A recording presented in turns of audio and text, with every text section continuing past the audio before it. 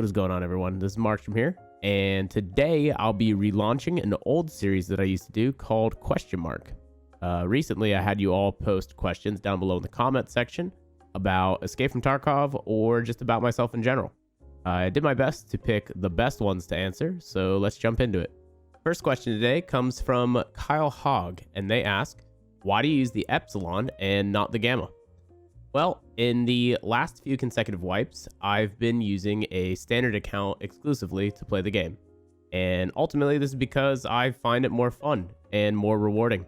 I enjoy the process of pushing through the prop war task of the Punisher series to unlock the Epsilon. That's a big come up moment for me, and it's very fulfilling. It makes sense for me to be able to enjoy a standard edition account because when I'm playing 8 hours a day, I need these extra things to do to keep myself entertained and fulfilled, rather than using a EOD account, which I have multiple of, for the sake of getting things done faster. It just doesn't quite make sense. For the person that only has 2 hours a day, or 2 hours a week even, to play the game, it absolutely makes sense for them to be able to enjoy an EOD account and all of the benefits that come with it. But for me, it's all about that sense of satisfaction, not having, the additional trader rep to begin with, and of course having to manage my stash size and make the appropriate decisions to deal with a standard size stash. The second question comes from Gennady, and they ask, in general, when should I avoid a PvP fight instead of pursuing it? I often find myself in situations where I underestimate my opponent's kit and get outdueled in a close range encounter. Any tips or pointers? Yeah, absolutely. That's a great question. You should generally avoid PvP fights in a couple of different circumstances. One, if you feel that your kit cannot be used at your advantage. And what I mean by this is your gun well equipped for a CQC battle or close quarters combat battle? Or is it better equipped for a long range fight? Either you have a 1x or a 4x, or you have, a large magazine, or it's a bolt action. Do you have a suppressor? Do you have a compensator? All of these things matter tremendously in determining where you're going to be able to fight at your best. So that's really important to decide on, probably preemptively, when entering a map. And it should also dictate your pathing throughout said map.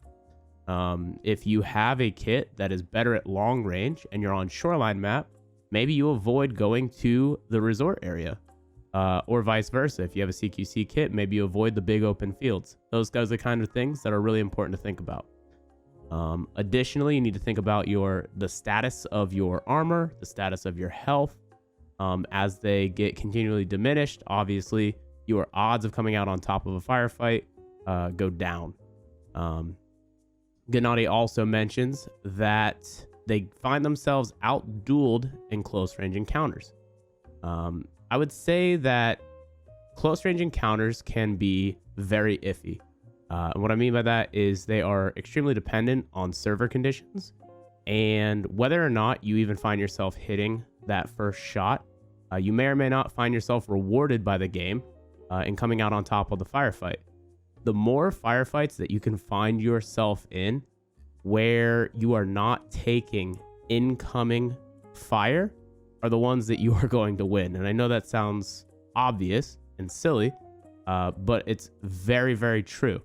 If you can manage your own positioning and pathing in a way that allows you to always have the drop on your opponents, then you are obviously going to have the advantage and ultimately leave less of the fight up to the Tarkov gods. Our next question comes from Theron Parker, who asks, where do you see yourself with streaming in the future? Are you looking at it as a career choice, or is it just kind of a hobby? Good question. So I have been a full-time broadcaster, meaning that I've relied on content creation as my sole source of income for almost 4 years now.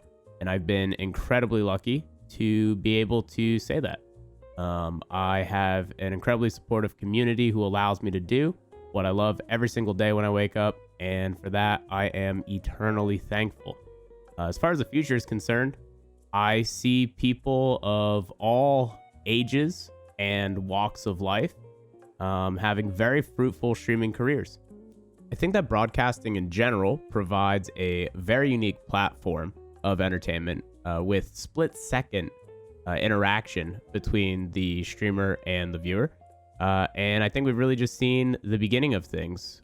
Companies like Amazon and Microsoft continue to make decisions that are in favor of broadcasters leading a more fruitful and solidified career. So yeah, I mean, ultimately, I am by far the happiest that I've ever been in my life doing what I do now, and I don't see myself stopping anytime soon. Our next question is from Chase Edwards, who asks, who is your favorite trader and what is your favorite map? As far as my favorite trader is concerned, I would say that this changes basically every single wipe.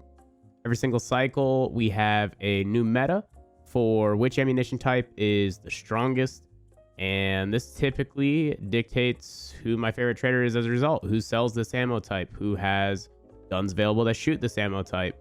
What guns are available that can be effective without being too heavily modded? What is cost effective?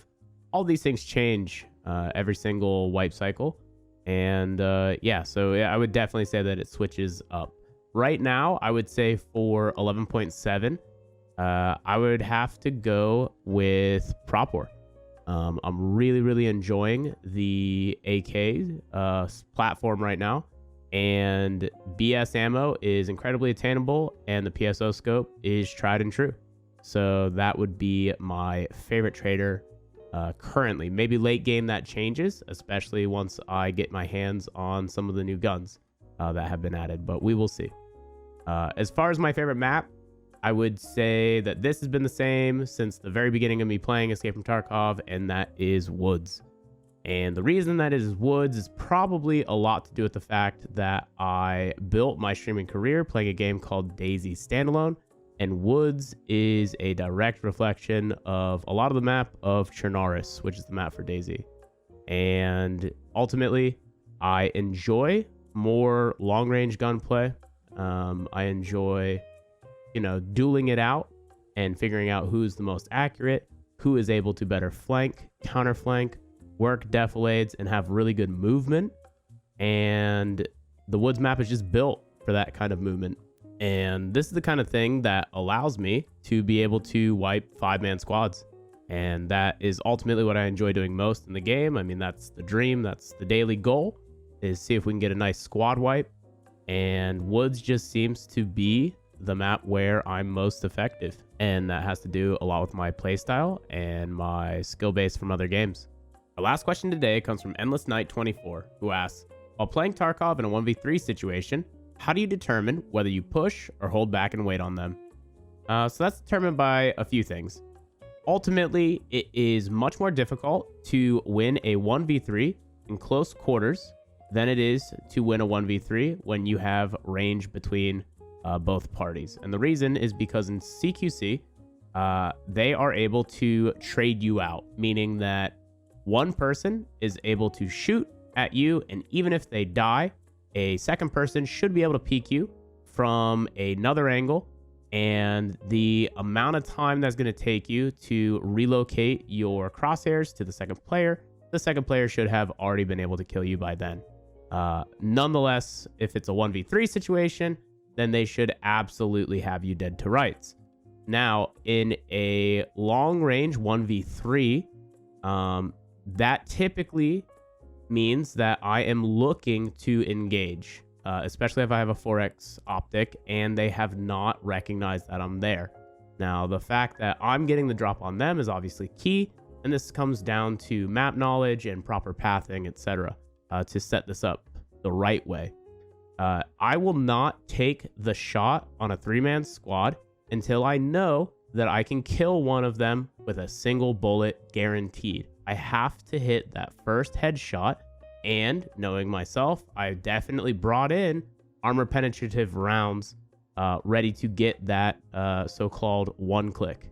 And if you can get that kill in that first shot, then it changes the state of things tremendously, more so than just evening the odds, right? More so than just killing one of the players off and there being 2 left, and therefore that makes it easier for you.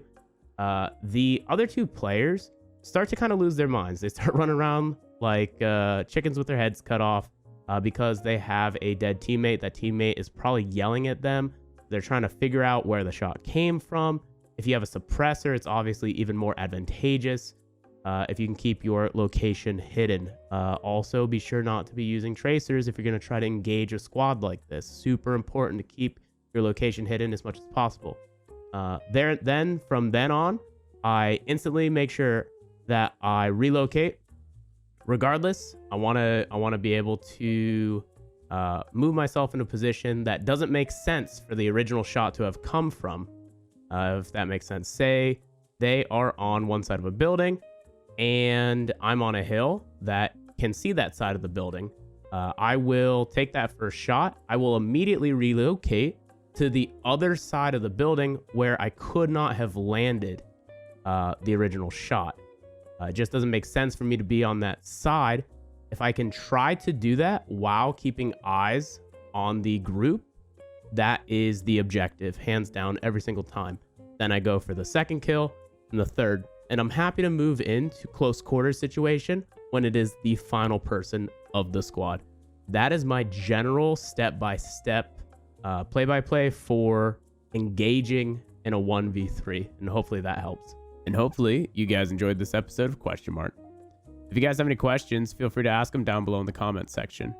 I'll try to pick the most popular ones, feature them, and provide the answer in an upcoming video.